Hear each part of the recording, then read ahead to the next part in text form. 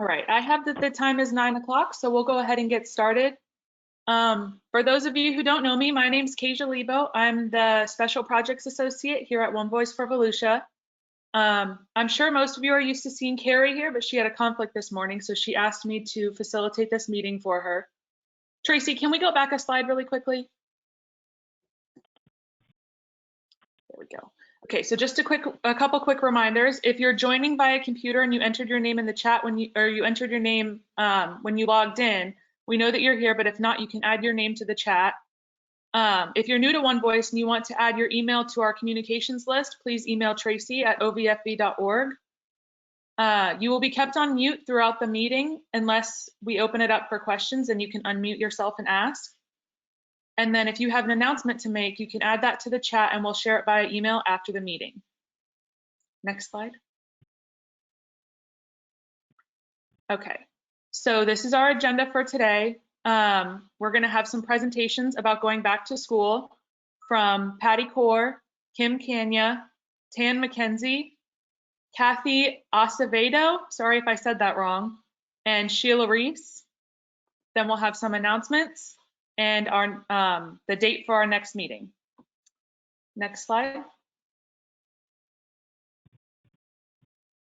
So if you haven't renewed yet as a member, you can do that now for 2021 and 2022. You can do that at ovfv.org/become-a-member.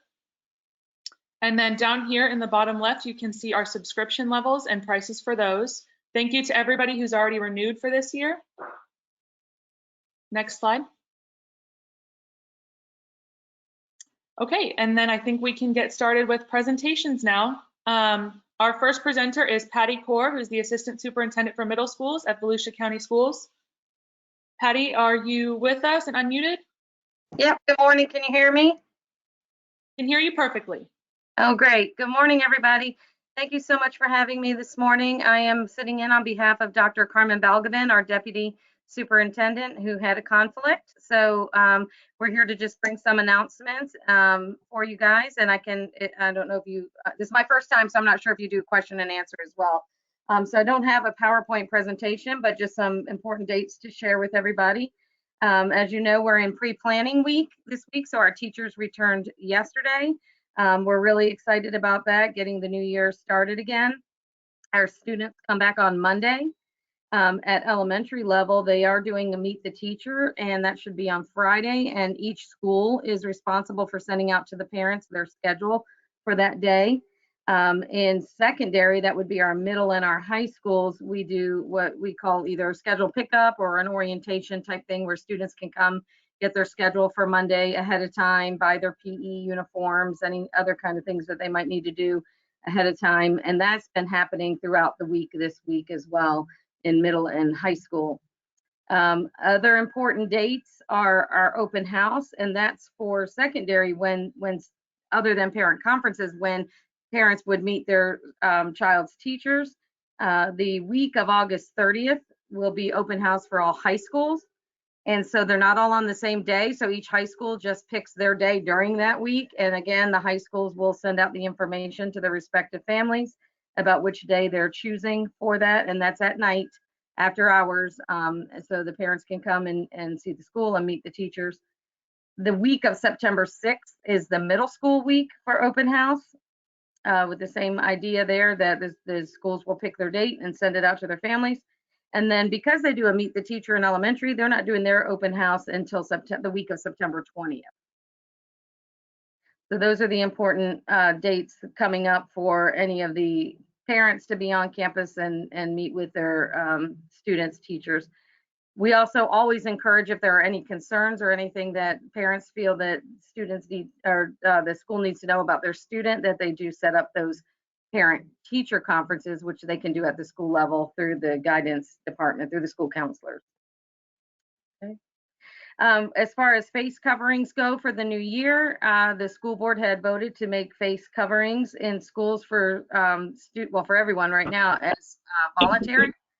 So absolutely, if anyone feels more comfortable wearing their face coverings, they're free to do so. But at this time, and we had a board meeting last night and it did not change. So at this time, that is voluntary. And those were my notes. I think you gave me 15 minutes. I'm sorry I didn't have 15 minutes worth of stuff, but if it's okay with you, I'll take questions if that's what you normally do. If not, I understand. Yep, we'll take, so if anybody has any questions, you can unmute yourself and ask, or you can put questions into the chat and I can read them out.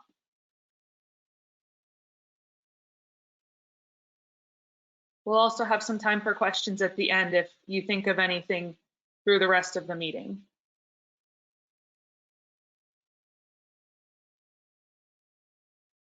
All right, so we'll go ahead and move on to Kim. Thank you. Kim, you're welcome. Thank you. Kim is the Director of Family Services at the Early Learning Coalition of Flagler and Volusia, and she is going to talk to us about VPK. Hi, good morning. So again, my name is Kim Kania. I'm the Director of Family Services at ELCFE. And today we're going to talk, I'm just going to brief on VPK. We can go to the next slide. So what is VPK? So VPK stands for Voluntary Pre-Kindergarten. It is a state program designed to prepare every child in Florida for kindergarten. We can go to the next. So eligibility requirements for VPK. A child, there's few things in this world that are simple, and this is one of them. So a child has to be 4 to qualify. They have to be 4 on or before September 1st of the current year. Another way to think of it is the year prior to them starting kindergarten. Another option, which is still fairly new, I would say within the last 4 or 5 years, is the postponement option. And I don't think it's necessarily known. So it is a great option to give families some leeway. So postponement is allowed for children, again, that qualify for VPK this current school year. But in the event that that child may not be ready for VPK, and the parents wanting to kind of hold back to allow that child additional time to develop, if the child is born between February 2nd and September 1st, they can postpone that VPK enrollment and start the child the following year into VPK. So technically, the child would be starting VPK the year they would be technically allowed to go into kindergarten. Again, it is complete parental choice. So if a family is noticing that their child needs a little extra support in a certain area or just time to develop further, they can postpone that enrollment to start the following year, which again just gives that family child. So it's a really awesome option that I'm glad has been implemented, because again, it allows that developmental support for that child so they're not getting frustrated that next year. So that is postponement. If we can go to the next. So benefits for VPK. I'm sure I'm preaching to the choir here, but obviously better prepare for kindergarten, just that exposure to early learning. We all know that that's important. There have been studies that have shown they perform better on standardized tests, develop social emotional skills, better attendance rates, which I think a lot of that has to deal with just the general scheduling. Having the child wake up each morning, get ready for school, waking up at a certain time. There's just a sense of scheduling aside from just the curriculum-based program itself. Again, social emotional skills, they're learning those communication skills. They're learning how to deal with adversity in classrooms. They're dealing how to communicate without, mom or dad or grandma and grandpa next to them. Interacting with different children, different personalities. So it's so important. It's so varied aside from just the curriculum itself. Small classroom sizes. So VPK, which I'll go into the programs here in just a second, but there are 2 options or 3 technical options. But for the school year program, the ratio for VPK is 1 to 11. And in the summer, it's 1 to 12. So the classroom sizes are smaller because in a typical non-VPK classroom, the ratio is 1 to 20 for 4 or 5-year-old classrooms. So the classrooms are smaller to give those teachers that interaction with the curriculum with the children. That's another great benefit. And again, creates those routines and schedules, and it's free. So it gives an option for all children of age access to that early learning program. We can go to the next. So types of VPK programs. So I kind of just touched on it. So there are 3 total. So there's the VPK school year program, which is getting ready to start. Most programs follow the public school calendar. So for the school year program, there's a total of 540 curriculum hours. Again, the ratio is the 1:11. Of the days, each program can set their own days and times. Most of them are opting for 5 days a week, about 3 hours a day. So while it's not full days, it is, it just allows an opportunity for families that don't need full days. They have someone with the child during the day, but they want that interaction in a classroom setting. They can, no, I'm echoing, sorry. They can, drop their child off to get those curriculum hours and then pick them up, or they can, opt to stay in all day long. Again, family choice. The other program is the Specialized Instructional Services Program, which is also known as SIS, S-I-S. So this is, the child has to qualify based on age, and they have to have an IEP from a local school program. This will allow the therapy services for the child in an individualized or small group setting. So again, another great option for families who have children in therapy. The summer program is a shorter in terms of instruction. So it's 300 hours, but it's longer in days. Longer in hours. Typically they're around 7-8 hour days. So again, it gives families another option if they have something set up during the school year, and then they can utilize that summer program in the summer. Or if a child moves in from out of state, the family doesn't want to start them towards the end of the school year, so they can utilize that summer program. So it's just another option. We can go to the next. So how do families apply? Again, there's not much in this world that is easy to do, and really the only thing a family needs is a birth certificate, shot record for their child. They need, or a passport. They need proof of their residency. So whether that's an ID with a current address, a current utility bill, a lease with a signed agreement page. And for those families that have other living arrangements, we have plenty of other, documentation that they can provide to us if they don't have any of those items. They can give us a call and we can walk through an arrangement of different options for them. The families will go online. There's an Apply Now button on our homepage. They'll create a family portal account and fill out just basic general information, name, address, child's name, date of birth, upload those 2 documents, and that is it. So they will get their certificate of eligibility notice sent to them. They can print that out or have the provider help them print it out, and they're on their way. You can go to the next. So VPK program requirements. So this is more provider related. So to become a VPK program, basic requirements are to be licensed, license exempt or non-public school as determined by Department of Children and Families. They need to have a director employed that has a VPK endorsed director credential. They have, agreements that they have to maintain through the statewide voluntary pre-kindergarten provider contract. They have to attend VPK orientations and, utilize approved curriculums, which there's a list of those that providers can choose from. There's other requirements, but these are just some of the basics to become a program.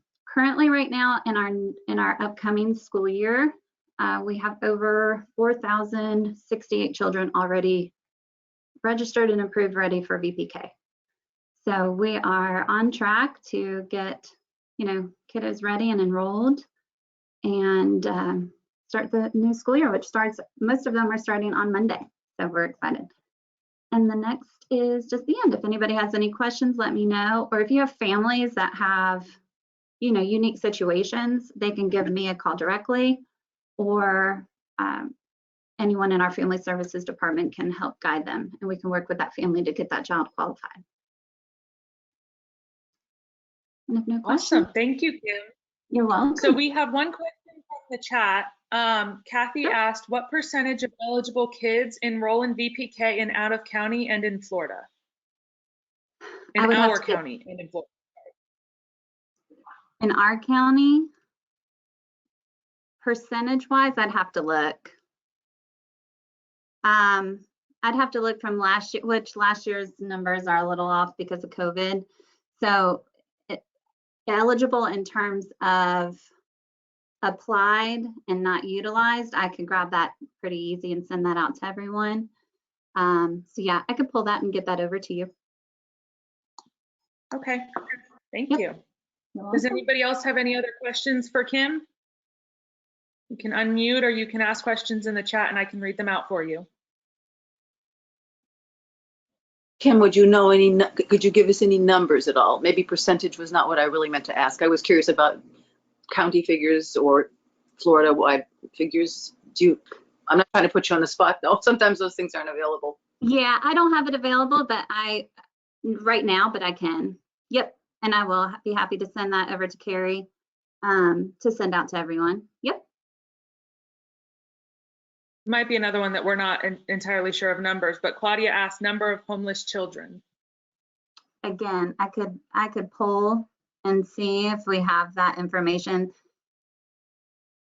In regards to homeless children, in the event that occurs, there's documentation that we can insert to get that child qualified. Reporting wise would probably come more from a state level. That information isn't necessarily documented on a child's certificate. We wouldn't want that. So I could definitely pull and do some digging to see what we can come up with, and again, share that information. But yes, it is not something, a child being homeless is not something that would keep them from being qualified. Technically, a child has to reside in Florida. And as long as we can have a written statement from a family if they have nothing else. In the past, we've had families that have been homeless that were, let's say, staying at a hotel. One provided us a receipt, which we technically don't need, but she's like, I have a receipt. So it's not something that's going to stop us, but number-wise and percentage-wise, absolutely, I can pull and share. Great, thank you. And Evelyn, I see that you asked if you can get a copy of this PowerPoint presentation to share. I'm not sure why I can't chat back to you, but yes, we will get that and we will send that out after this meeting. Yep. And I'm happy if anybody has any other questions about VPK or enrollments or anything like that, please give me a call or shoot me an email. All right, if we don't have any other questions for Kim, we will move on to Tan McKenzie, who is the Associate Director at the House Next Door. Tan, are you with us?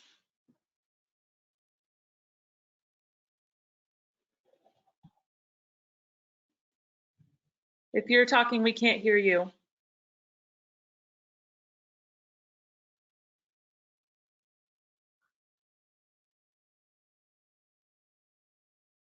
Hello, can you hear me? Yes, now we can hear you. Yes. Okay, I had to, good morning, transition to my phone for some reason, but I was not going to let the audio issues keep me from presenting this morning. I'm going to turn my camera on so you can see me. I am Tanya McKenzie, one of the Associate Directors for school-based programs at the House Next Door. In case some of you don't know who the House Next Door is, the House Next Door, we grew out of a community partnership in response to local needs. And our statement of our mission is we want to nurture and empower our families to help build stronger communities. So we understood that life has difficult transitions and challenges and everyone needs a helping hand sometimes. So we offer that helping hand. And one of our programs that I will be presenting today is the Alpha programs. And we are located in Volusia County Schools. The program, it utilizes evidence-based model in which we use positive action to assist students and their caregivers in addressing academic and behavioral concerns. We have a program at Palm Terrace Elementary. We have a program at Stark Elementary on the west side of the county. Excuse me, not Stark. I'm sorry. On the west side, we have Citrus Grove and Blue Lake Elementaries. We also have DeLand Middle School. We have Cherokee Small Elementary, and we have South Daytona Elementary. And we service 3rd through 8th grade students. The students and the Alpha staff, we're able to assist the students in and out of the classroom. We work with them also in the community and at home. The program does require that the parent and the caregivers be involved. That's our parenting component. We see the kids not doing their academic instructions, but we provide individual counseling, group counseling, and we do a parenting component at home that we visit the parents at least twice a month. We work hard closely with the students, the teachers, and the school administrators to address any academic and behavior issues that may arise. Some of our kids do have behavioral concerns, and some of our kids just need a little motivation. So we do that, plus when they enter the program, we provide pre-assessments. We use the Kaufman KTEA, and we use the Burke's Behavior Rating Scale, so we could see where the kids are at that time. And we also provide the same assessment at the end of the year, so we could see how our kids increase and decrease in certain areas. Our goal is for each one of our kids to at least show 6 months to a year of academic growth, and we want those negative behaviors to decrease at least by 50 to 80%. And are there any questions? We've been around for quite some time. Actually, I've been working for this agency for 28 years, and Alpha has been around pretty much. We were one of the first programs of the agency, and the agency started in 1976. So we have a very, very, very good collaboration with Volusia County Schools, and we're so excited and ready to serve and service our children and families. In case you don't know what some of the other programs that we offer, I'm just going to talk about those for a little bit. We have at the agency, we provide our therapy, our CARES program, and that's a program where we work with CPC, where the families transition back into having their children into the home. We offer a WVHA health card. We offer child care food program. I have a homework club and a team program where we work with organizations in the community to like football, basketball, dance groups to provide services and assist them while they're out on the field, also offering the positive action curriculum. In a nutshell, in case many of you didn't know, that's who the House Next Door is. And one of my programs is school-based. And thank you for this opportunity. Are there any questions about Alpha and what we do? I don't have a question about. Oh, go ahead. Sorry, I didn't raise my hand. I apologize. I don't have a question about Alpha. I'm very familiar, but I know that you said that you were on your phone having some troubles. I was wondering if I could get your information. Okay. A phone number or an email address? Yes, I'm not sure if please. you'd be able to put it in the chat. Okay, sure. I will provide my email address. And like I said, in a nutshell, we're here contracted with Volusia County Schools, servicing those specific schools. I am looking to expand to other schools that may need this resource and may need the services here. Like I said, we work with the administrators, and we engage with those kids, and we're like staff at those schools. Yes, we are at +1 schools.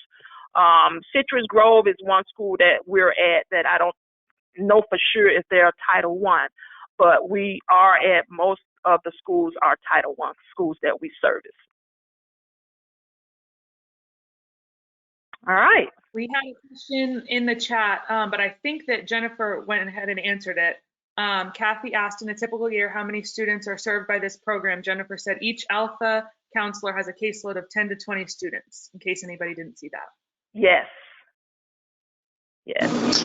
And how many We have at least, well, she's correct, but we also probably try to do 22 if possible at each site. Now the schools like Cherokee Small and South Daytona, we have 2 counselors that go back and forth at those schools. So at each school, one of those schools where I have 2 different counselors, we can only service 10 to 12 at those specific schools. So like at Blue Lake Elementary and at Citrus Grove Elementary, my counselor is only allowed to maybe do 10 kids per school. Instead, like my Palm Terrace person, since I only have 1 person on site, that individual will service 20 to 22 kids.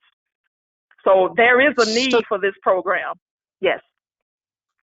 So throughout the county, there would be maybe how many students would be served by Alpha? For a year, for a year when we service all of our kids, I want to say about 120 kids will be serviced between my staff and myself.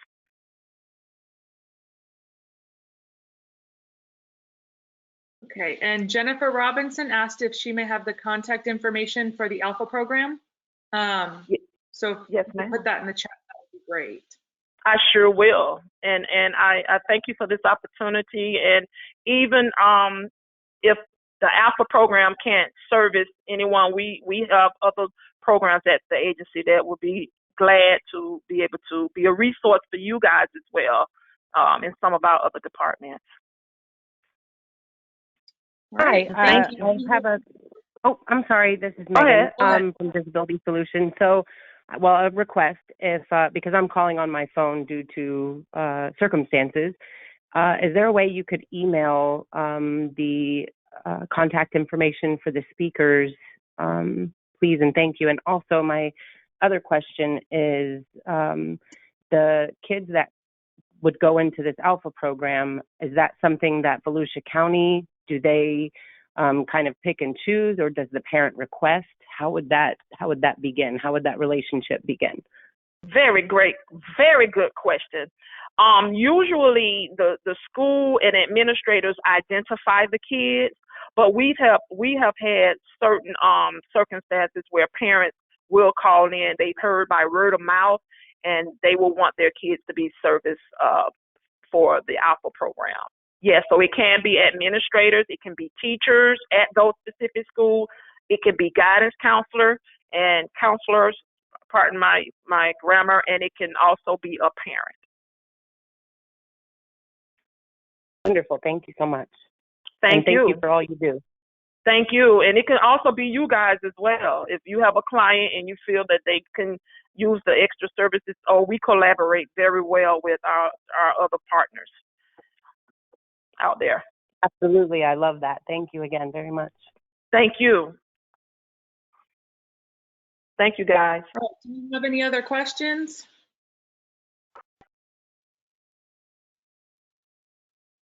Okay, thank you. Thank you. All right, we'll move to our next speaker, Kathy Acevedo. I'm so sorry if I'm saying that wrong. With Volunteer Services and Outreach at the Florida Bureau of Braille and Talking Book Library Services. Thank you, Cajun. You said it exactly right. Kathy Acevedo. Sorry, it's a mouthful, and so is the name of our organization. We're working on getting to let us make it a little bit shorter. A lot of people just call us the Talking Books Library, and that's just fine. I think a lot of you, I was looking to see who was here. I know a lot of people have heard me talk a little bit about the library. I'll just give a general overview. But the reason I wanted to present today, and thank you for the opportunity, is that our services have undergone a major sea change that will make them much more accessible to many more children. Well, people of all ages, but I think they will also affect children as well. And we want to make sure that we get the word out as much as we can, starting with our own county. So the the Braille and Talking Books Library is part of the National Library Service for the Blind and the Print Disabled. They changed their name within the past year and a half to emphasize the fact that they're not just for people with vision loss. The services are for anybody who can't access standard reading. In other words, it could be a physical handicap, and it can also be a learning handicap. It can be cognitive problems, and at any age, not just for children. It could be something, it could be memory loss. It could be lots of difficulties that keep people from being able to read standard print normally.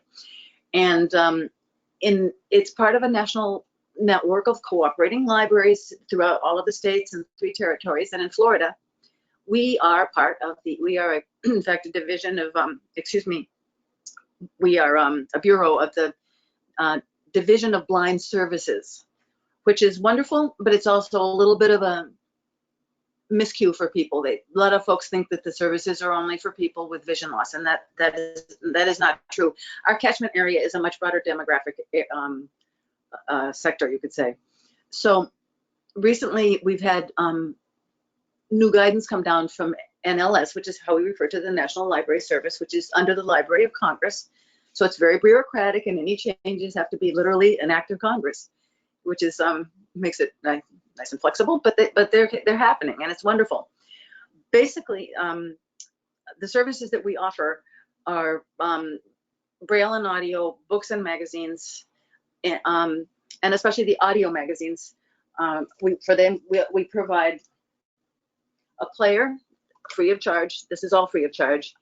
And you can get your books and magazines through the mail. They come in little packages like this, little boxes, and this is also free of charge. Or you can download an app, a free app, and put it on a smart device. So sorry I don't have a slick presentation here. It's all very old-fashioned and, show and tell. We're working on that. Basically, you can get your materials through the mail, and you can get them by download, which is huge.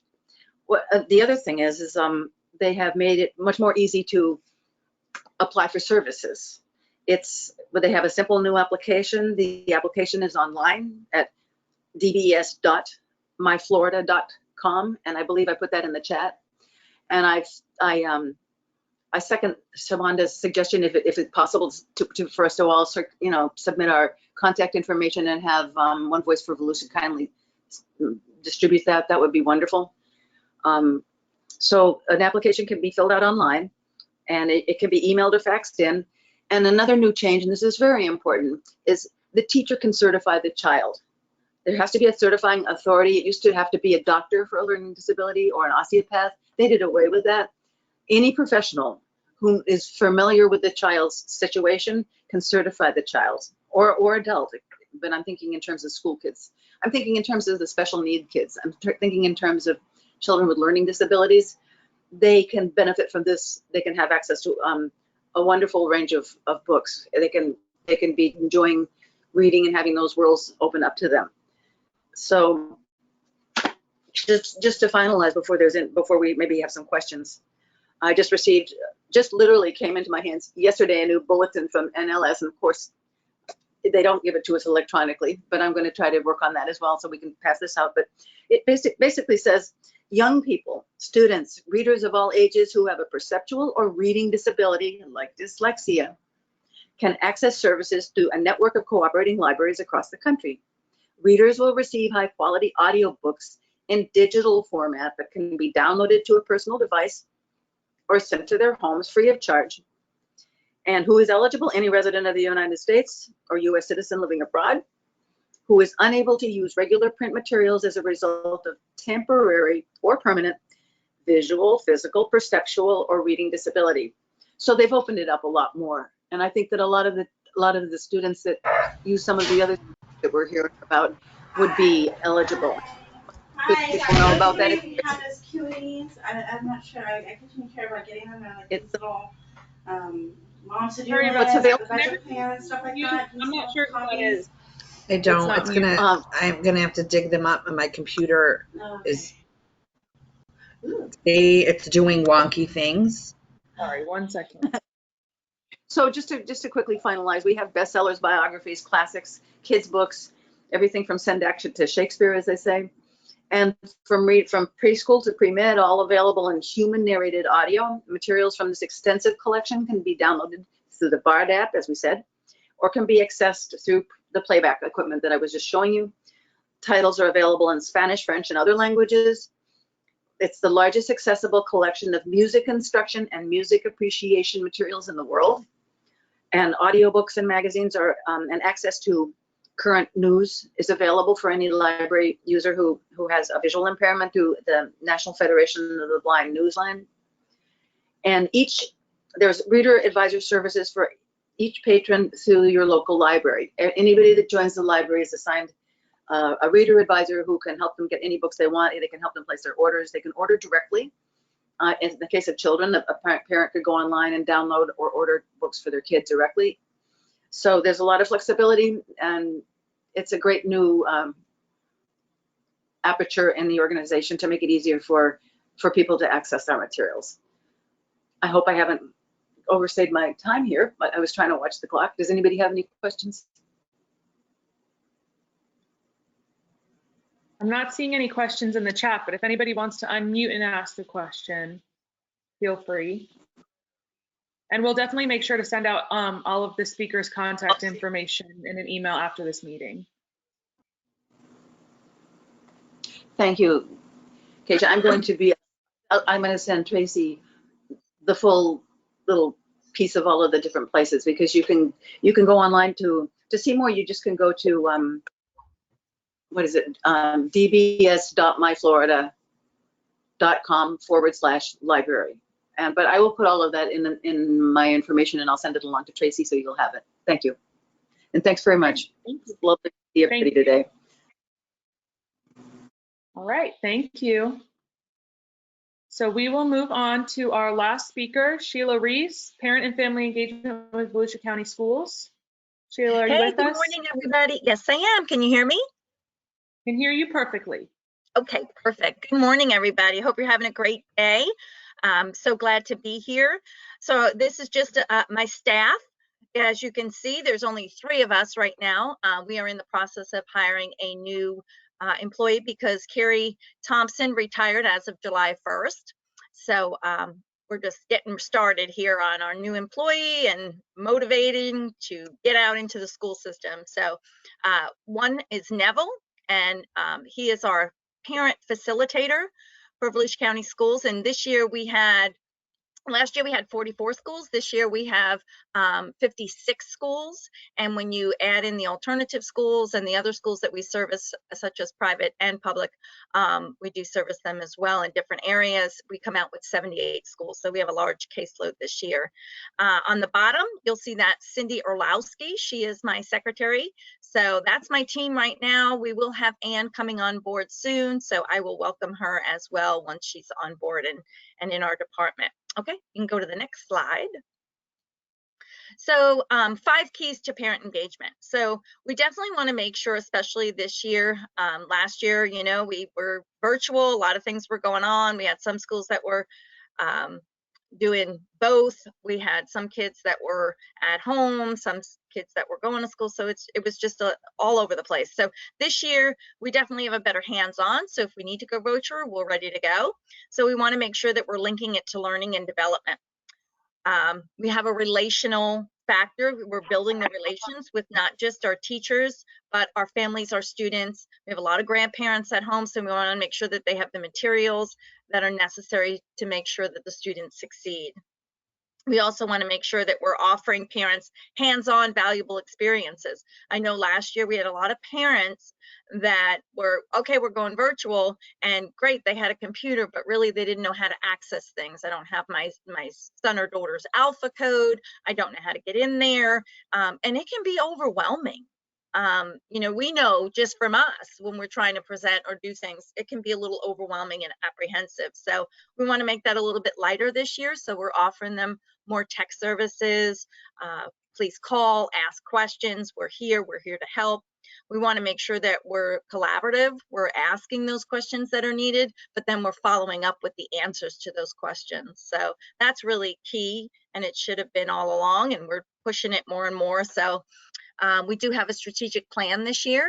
and the superintendent does have a vision and a mission statement and packet. So if anybody's interested in that, let me know and I will be more than happy to send it to you.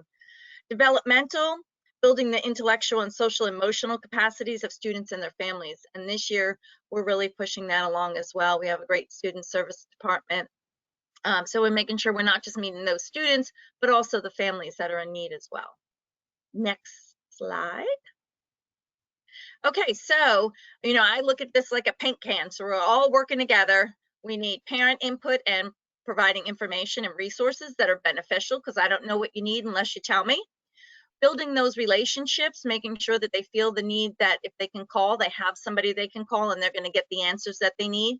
If I can't get you those answers, then I know how to find somebody who can and make sure that they followed up with getting you those answers to the questions you have. Hands-on experience. I don't know what I don't know, so I'm going to direct you in the right person's direction so they can help you. And then students learning and development.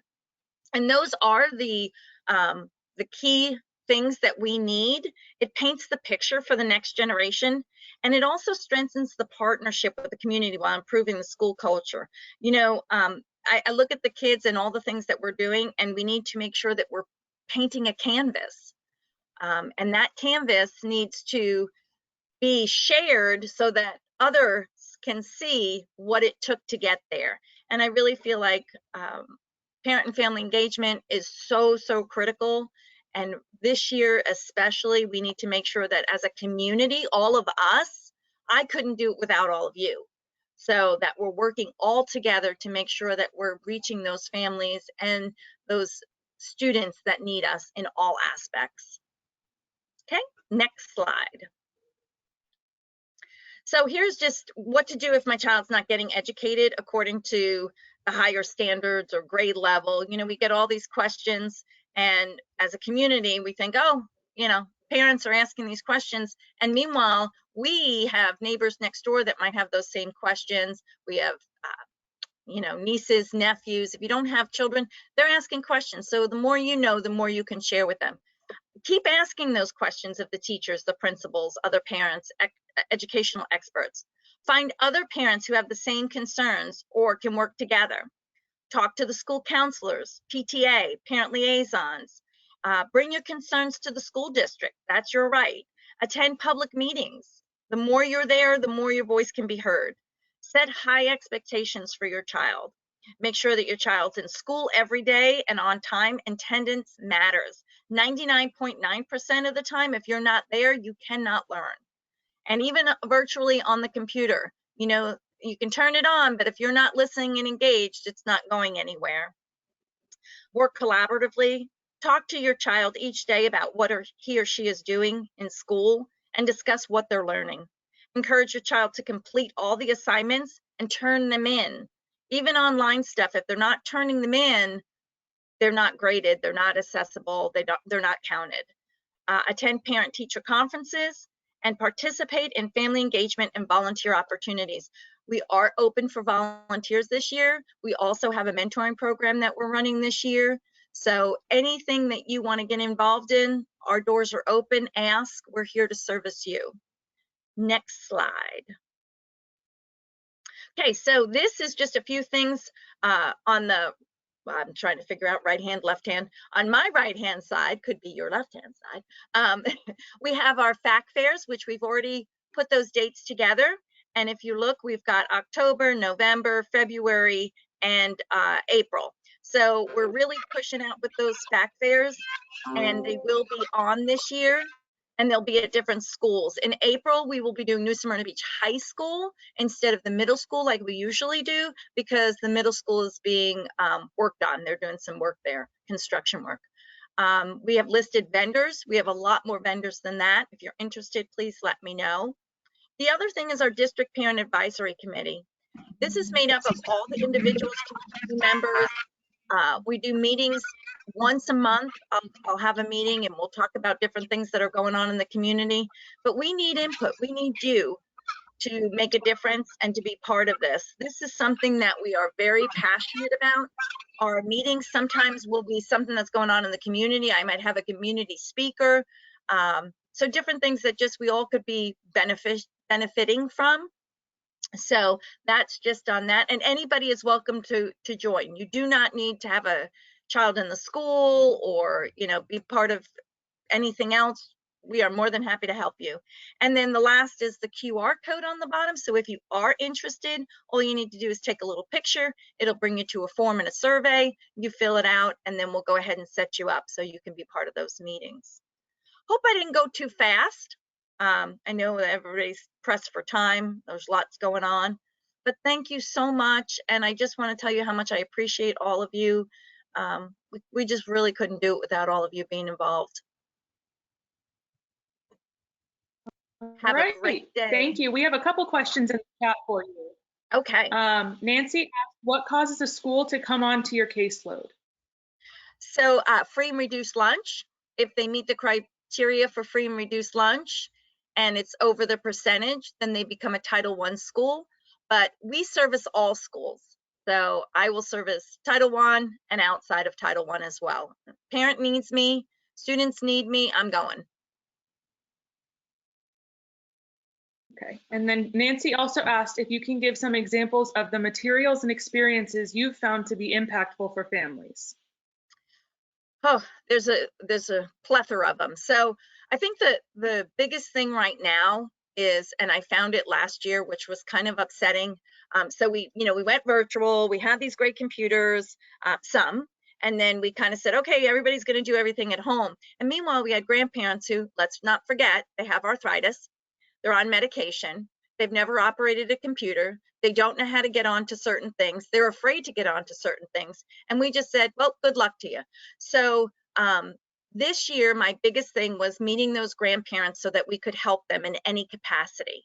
So getting out there and what do you need? Maybe you have a laptop, but maybe they don't see so good. So they may need a desktop. How can we provide that for you?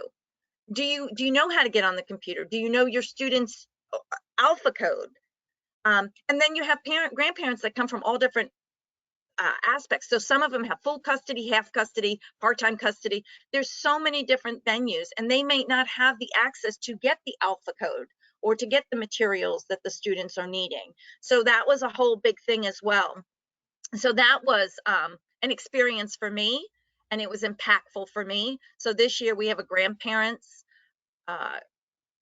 sort of like group, and it's at Chisholm. We're starting that there, and then we're kind of going to roll it out into the rest of the community because I think it's really important. But parents need, everything from backpacks, food supplies, what is it that your expectations of me as a parent, and what should I expect of my student? So we're just meeting all those needs in all different capacities, and that's our job, to make sure that I can get the resources. So when I look out to you guys, I go, oh, Kathy can help you with that. Oh, Tracy knows this. So it's great to have that. Okay, great. And then Nancy said, wonderful to hear about the grandparents group. Vanessa echoed that sentiment. And then Nancy also asked one last question. How do you collaborate with families in virtual environments? So that's a great question. So I am involved with the PTA. So at every single school, we have a parent facilitator. So I make sure that we're asking those questions at the school, because every school is different. Every school is different in Volusia County. You might go to Turi T, it's very different than a Citrus Grove. So I make sure our parent facilitators get out there, they're collaborating with the principals, they're meeting the staff, they're asking the teachers the questions. And so that's one way. The other thing is the PTA, and that's not just this, it's the PTA all around. So it's the group of PTA members, I always go out to their stuff. This year, they're not going to do it face-to-face. It's going to be probably a virtual. So we get on, we talk about different things that are going out in the community and how we can get involved. And I make sure that I'm involved with things that are important to our families. And that's like Early Learning Coalition, literacy. Are we teaching about math? Are we teaching about, just the food, nutrition? So we're involved with Advent Health, Halifax Health, anybody and anything that can source to help our parents, we get involved in. All right, great. And then Kathy, I believe, would like to make a comment about fact fairs. Okay. Thank you. Yes, Sheila, that was a wonderful presentation. And I just wanted to mention how much fun the fact fairs are and how wonderful a vehicle it is for networking. It's not just there being, you know, offering services to the community directly. The vendors are, it's an incredible group of vendors, and everybody circulates and gets informed about each other. It's a wonderful way to know what's going on in the community. And Sheila's team puts in a huge amount of effort to make them run really well, and they're a lot of fun, and they are themed, and you can get dressed up in costumes, and it's just a lot. It's a very nice space in the community that Sheila and her team have created. Just a plug for fact fairs that would be family and community together fairs. Am I right about that? Kathy.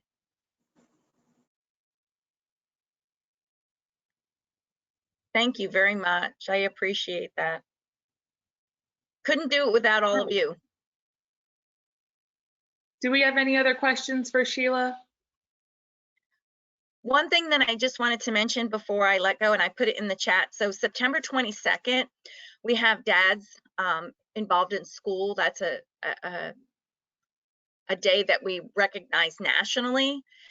And so this year, you know, we had all these great plans, but I'm not sure how that will end up. So anybody who would like to get involved in that, please let me know. We need dads, just like we welcome everybody else. Dads, we need to welcome even more.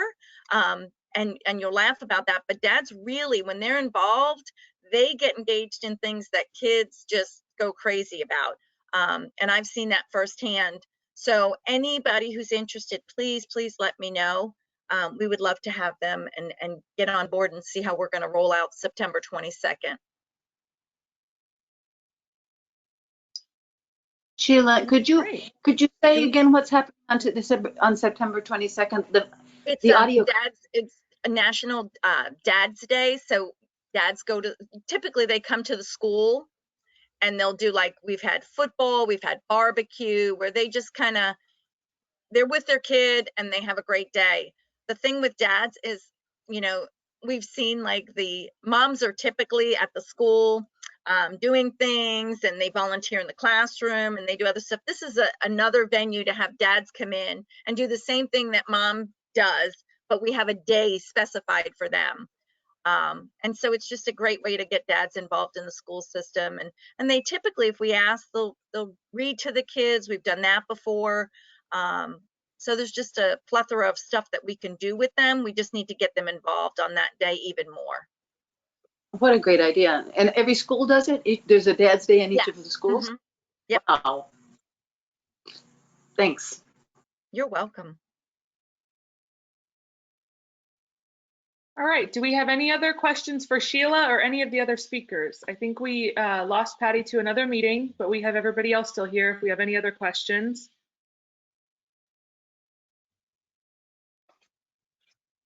All right, and then I think we'll open it up for announcements from members. You can unmute if you have an announcement, or you can put it in the chat and I can read it out for you. Let's see, we have Miguel Garcia says, hello everyone, my name is Miguel Garcia and I am the Community Relations Representative for Simply Healthcare Plans. We have a Florida Healthy Kids plan and I'm always looking for new collaborations. We also sponsor events, and then contact information there. And then from Serena Piper, sign up today to walk or run in the second annual Little Literacy Heroes 5K on October 10th at One Daytona. Proceeds benefit the Volusia County Imagination Library, which currently mails books to more than 3,400 children ages birth to 5 in Volusia. There's a waiting list for the program, so please be a superhero for early literacy by signing up today. There's a link in the chat to sign up for that. And then if you have questions or want to sponsor the event, please email Serena at spiper@elcfv.org. Hey, Kaza, this is Joyce Case from the Health Planning Council. I just want to remind everybody that this Sunday, the special COVID emergency open enrollment event through the Affordable Care Act will come to an end at midnight. And if you know anybody that has or needs health insurance, this is a great opportunity for them to get enrolled. If they enroll by Sunday, they will have insurance effective September the 1st. I'll put my information in the chat. Most people between 100 and 150% of poverty will be able to get a insurance plan that has a $0 premium. So please send your folks to us. We'll get them enrolled before the end of the weekend. Thanks. Thanks, Joyce. You Hi, bet. everybody. I'm Karen Trapek from the Volusia Recovery Alliance. I'm glad to be here. I have a few announcements. This month, we have our Wishful Wednesday at the Tortugas Jackie Robinson Ballpark on the 18th at 7 p.m. Come out and support recovery, as well as meet Randy Grimes from Pro Athletes Recovery. We also have our Keeping Hope Overdose Awareness event at the Drive-In Christian Church on August 28th, starting at 5:30. We'll get free Narcan and be able to honor and remember those who have lost their battle with substance use disorder. But it's also a way to give support and let everybody know that recovery is possible. We also have a contract with CareerSource, Flagler and Volusia to offer Career Connect. It's a program for workforce development for those in recovery from substance use disorder, families impacted by substance use disorder, and anyone that wants to be in the field of substance use disorder help. We also have these leave behind cards that give out information regarding our peer line and our website to help anybody that needs substance use disorder resources. And then in September, we have our Driving into Recovery Fest at the Drive-In Christian Church on September 25th from 4 to 8. We will have vendor tables. If you're interested, you can contact me at 386-846-6061. Thanks so much. Stay safe, everybody. Thanks, Karen. Hi, everyone. Here's Evelyn from Ormond Beach Police Department. We have a community service officer position open starting at $29,036 annually.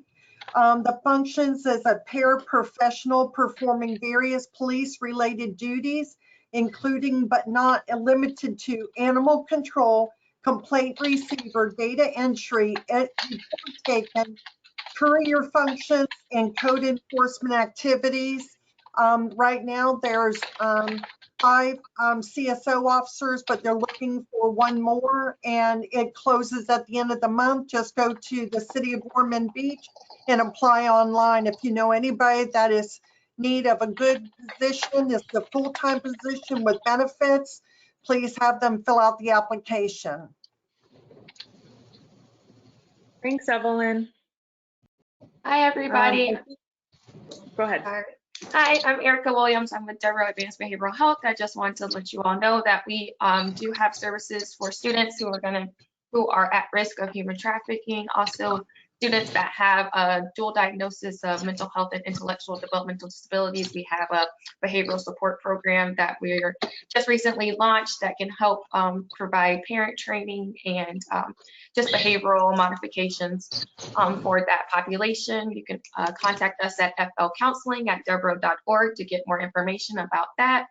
We also will be having a trauma-informed approach training to supporting children and adolescents that will be held on Thursday, September 23rd from 6 to 8 via Zoom.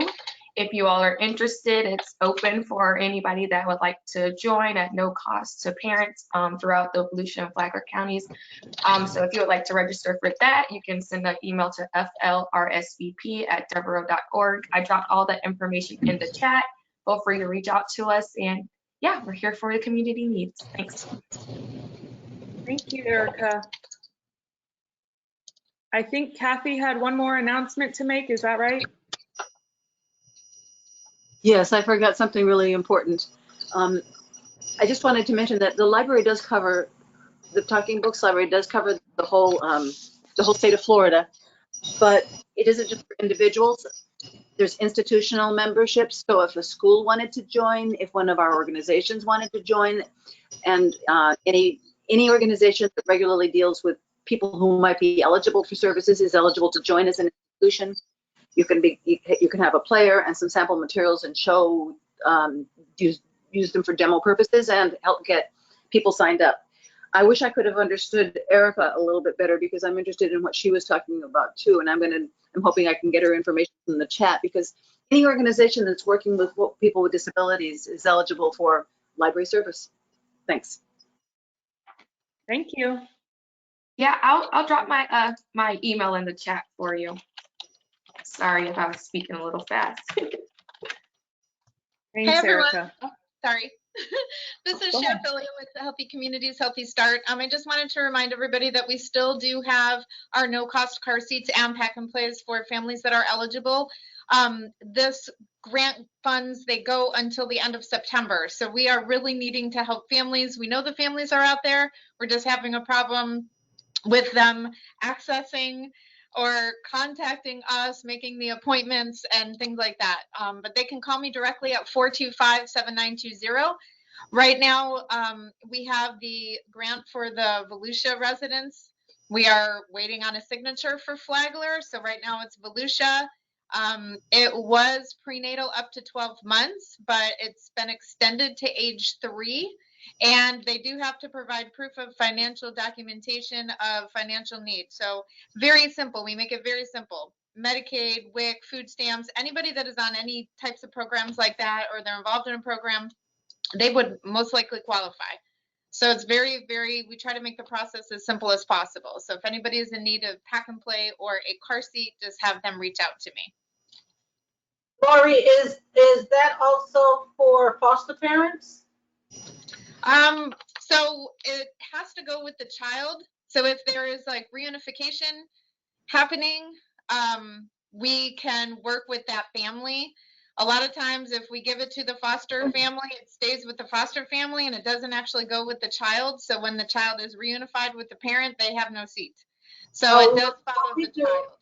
Okay, because what we do generally is we let, if the foster parent, if we give them a seat, we let them know that it's the seat for the child. So we do send them home with reunification. I think that would be a great avenue to help some of the ones that take in babies that didn't anticipate taking in babies. Yeah, because some of them are temporary. They know there's going to be a reunification coming.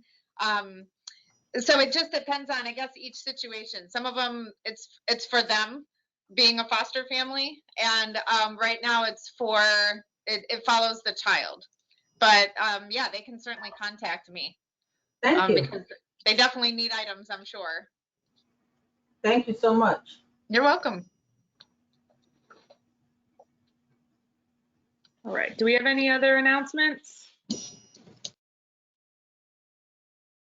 We have quite a few in the chat. I'm not sure that we could get through all of them, so we'll make sure to send out, I'll download the chat after this meeting, and we'll make sure to send out all of the announcements with our follow-up email. All right, so if we don't have anything else, we'll just remind you again to please renew your subscription for the 2021-22 year. And then our next meeting that will cover disability services in Volusia County will be on September 8th from 9 to 10:30 a.m. And if we don't have anything else, I think that we will adjourn. Thanks, everybody, and thank you to our speakers for coming today. Thank you. Thanks for the opportunity. It was wonderful. Good job. Thank you, guys. Thank you all. Thank you. Have a good day.